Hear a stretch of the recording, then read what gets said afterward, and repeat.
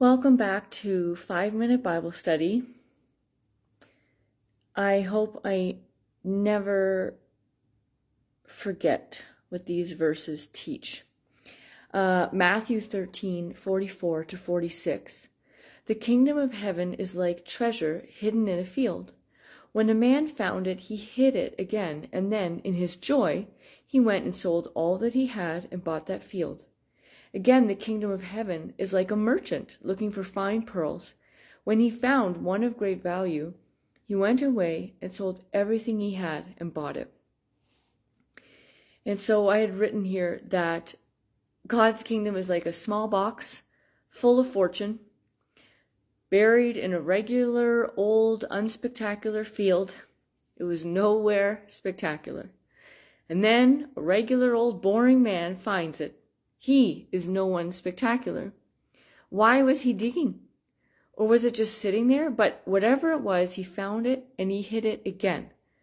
He didn't want someone else to take it or find it, so he protected it so he wouldn't lose it.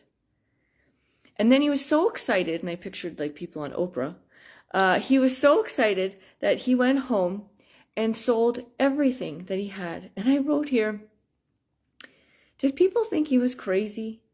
Why was he so happy? There was no proof yet to show why. Like, he didn't have the fortune with him, so he couldn't show them anything. But he was obviously different. They could see that.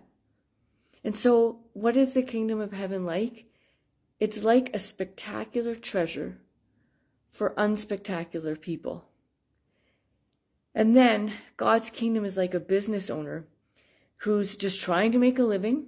He's looking for something spectacular that will provide for him to live.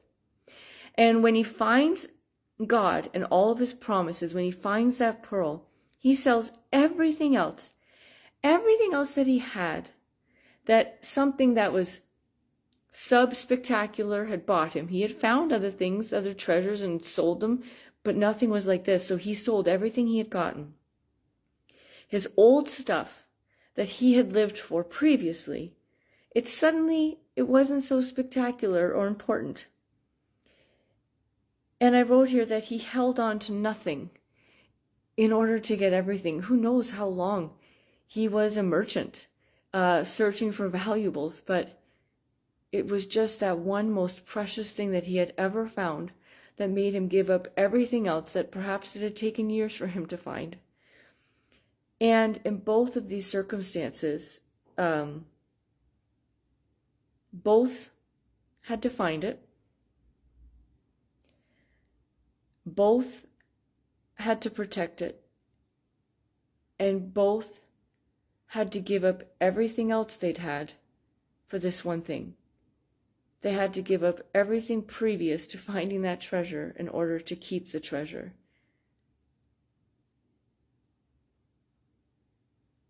But the one guy especially, he did it with joy. May I never forget that the way I am trying desperately to choose to live my life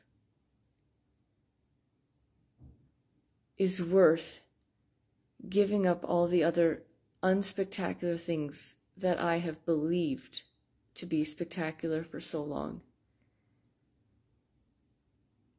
And may I remember that God's treasure and God's promises are spectacular, and they were made for unspectacular people like you and me.